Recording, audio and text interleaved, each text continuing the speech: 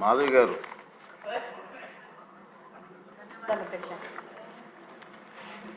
ధన్యవాదాలు అధ్యక్ష.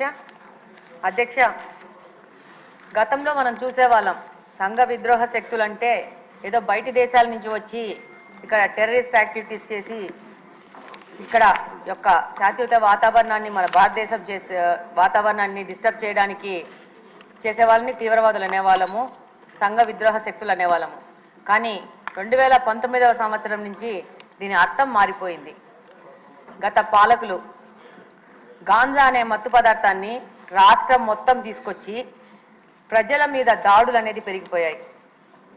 ఈ గాంజా సేవించిన వాళ్ళు సామాన్య ప్రజల మీద దాడులు చేయడము, వాళ్ళని ఇబ్బందులు గురి చేయడం జరుగుతూ ఉంది. అధ్యక్ష, ఒకప్పుడు గాంజా అనేది పెద్ద పెద్ద నగరాలకి, పెద్ద పెద్ద సిటీస్కి మాత్రమే పరిమితమయ్యేది ఉంది.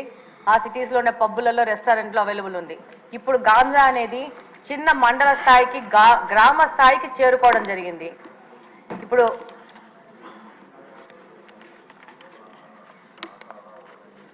ఈరోజు మామూలుగా తిరుగుతూ ఉంటే ఈ గాంజా ఇంత ఎక్కువైపోయింది ఏమని మాట్లాడుతుంటే స్టూడెంట్స్ అడుగుతూ ఉన్నారు, మాకు గాంజా ఎక్కడ దొరుకుతుందో తెలిసినప్పుడు దీన్ని కట్టడి చేయాల్సిన పోలీసులకు తెలియదా అది ఎక్కడ దొరుకుతుందో అని చెప్పేసి.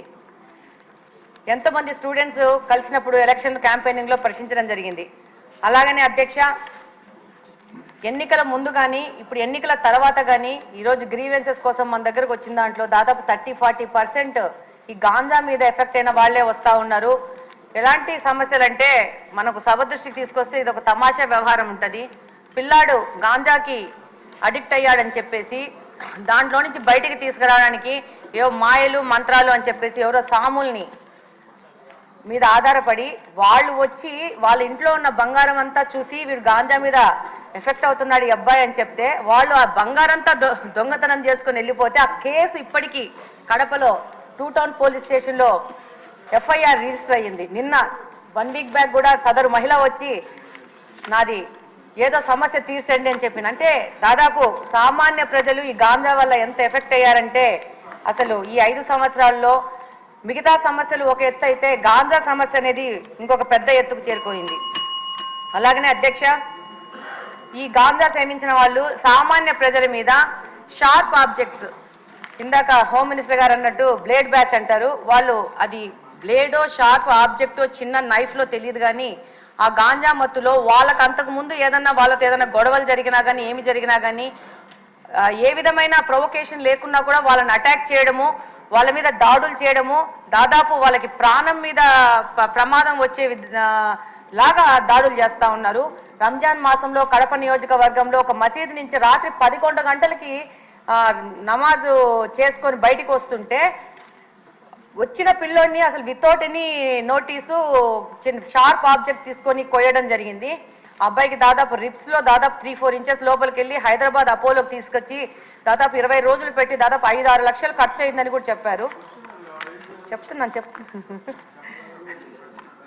అయితే దాని మీద పోలీసు వాళ్ళకి దగ్గరికి వెళ్తే చాలా నామినల్ దొమ్మి కేసు, చిన్న 2 మనుషులు కొట్టుకుంటే జరిగిన గొడవలాగా కేసు రిజిస్టర్ చేశారు. అది గత ప్రభుత్వం వైసీపీ ప్రభుత్వ హయాంలో జరిగింది. ఇలాంటి కేసెస్ చాలా ఉన్నాయి పోలీస్ డిపార్ట్మెంట్ దగ్గర.